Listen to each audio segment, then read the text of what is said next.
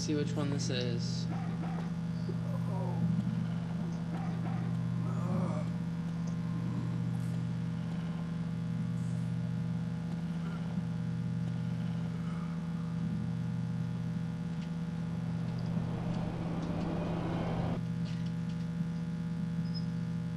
I don't think that's the right one. I think that's the normal mode one. Because I do think that scene is different as well. No, wait, no, yeah, there's two scenes. No, it should look like it's...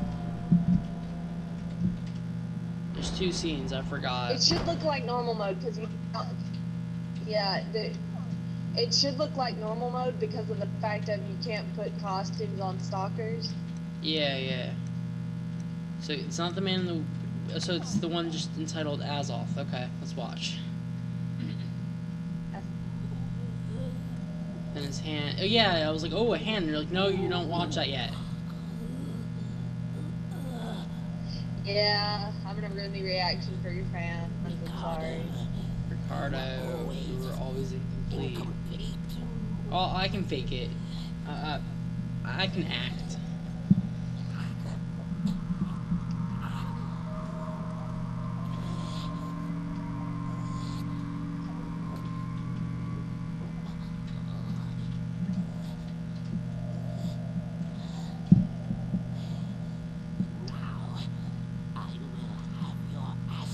Wait a second, he just said, now I will have your Azoth.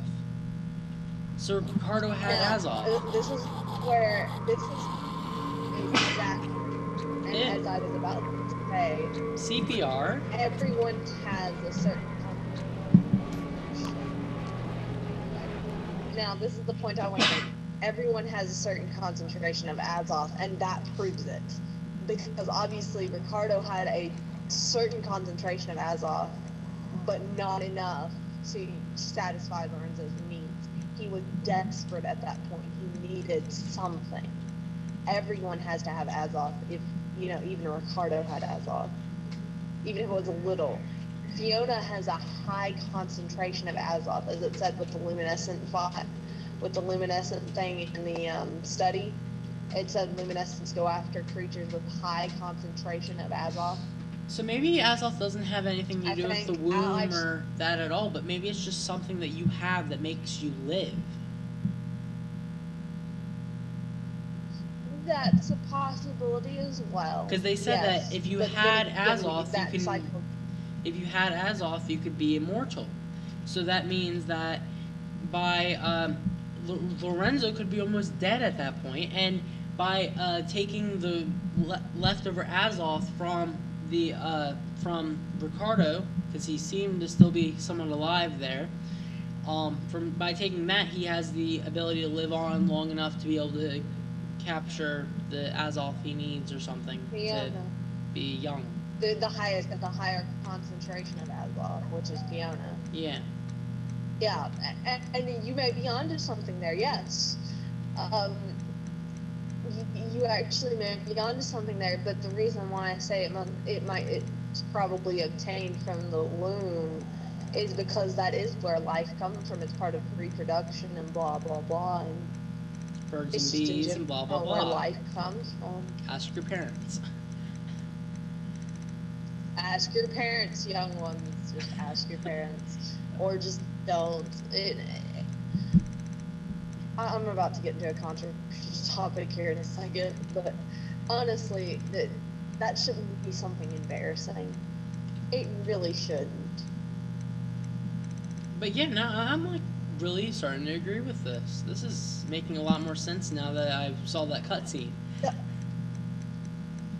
The only thing is some people say that they're, from this board that I'm looking at right now, that there are Azoth and with an Azoth infused item or being, that kind of shoots my theory out of the water, because the only way I could, there's a way I can explain it, but it's gonna get a little weird. All right. Well, maybe it's like the Fountain of Youth. Well. Maybe the Fountain of Youth that's so mythical and stuff is really just a concentration of Azoth. Just not in a human. What I was gonna say was that every person has an energy signature. Every person feels different. Every person's energy feels different. They all have it. They're all different. People can use their own energy to, make their energy transfer into an item. Who's to say you can't do the same with Azoth?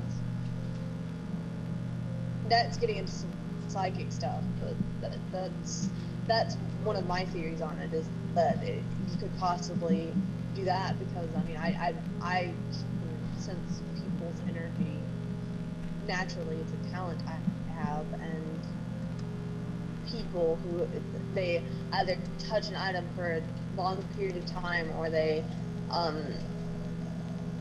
intentionally do it.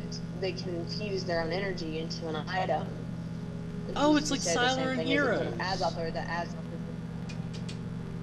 Have you ever watched Heroes? TV show? Heroes? Yes, it's kind of like that. Yes, I know what you're talking about. Yes, I know exactly what you're talking about. Yes, it's similar to that. Yeah, character in Heroes. He has the ability to learn a whole bunch about a person because they've had an object for a certain amount of time. They know more about that object, what its experience and stuff. And that's kind of what Katrinonus is saying. Like, when you've been around an object for long enough, a little bit of your Azoth kind of rubs off on it and stuff. Is that what you're getting to? We're getting into some... Yeah, that's basically what I'm saying. It could be Azoth. You could accidentally end up transferring Azoth doing that. There's no telling. I mean, it's a really neat concept, just in general. I like how Capcom makes us think about this.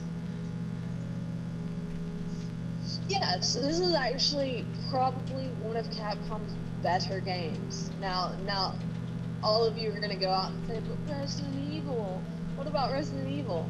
Resident Evil is good. Resident Evil doesn't really provoke you much into thinking, though, unlike Haunting Ground does. Haunting Ground provokes you into thinking. Clock Tower 3 also doesn't really provoke you to think. I agree. Honestly. They pretty much say, okay, yes, you're basically Sailor Moon. Go finish the game. Yet more Sailor Moon references, sorry. And you liked the in-depth story. I know you did. I remember, you liked the in-depth story. Resident Evil has a storyline. Yes, it is. It's not very deep, though. That's the thing about Haunting Ground, is the storyline in Haunting Ground is so deep. So many people have sent me PMs with theories, and I've read every single one of them and enjoyed it every single time. Because they're very good. Some of them are very well thought out. It made me think about my own theory. And honestly, I've still stuck by my theory because it makes the most sense to me, so I guess that's the important thing. That does make a lot of sense now that I'm thinking. Now that you did... It's just a really good theory in general. But yeah, I mean, you actually didn't have all the information you needed. Yeah, I agree. If I would have seen that cutscene, I would have had a lot more information in my hands that would make me like, oh yeah, my whole idea was like way off. Sorry. Throw it out the window. No. I mean, there honestly at this point really isn't any wrong thinking, because there is so many things. There's so many ways that this could be interpreted. If I was to compare Haunting Ground to any game, it wouldn't be a Capcom game. I would compare it to Silent Hill, which is done by Konami. Not Homecoming. Homecoming is not a good representation of Silent Hill, and it's not. It's just not. Let's even go as far to say that the movie was a better representation of Silent Hill than Silent Hill 5 was.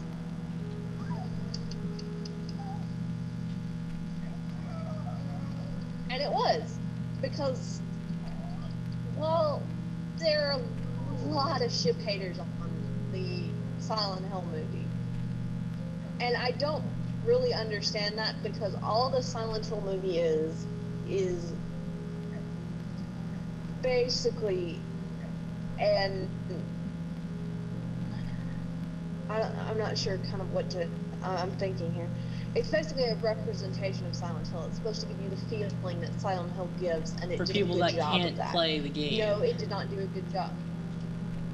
Yeah, have you seen the movie though? No, I haven't, but the clips that Halloween4545 put in his Let's Play, I do say that those were a lot better than the game. On like the kind of like all like suspense factor, I think that was a lot better.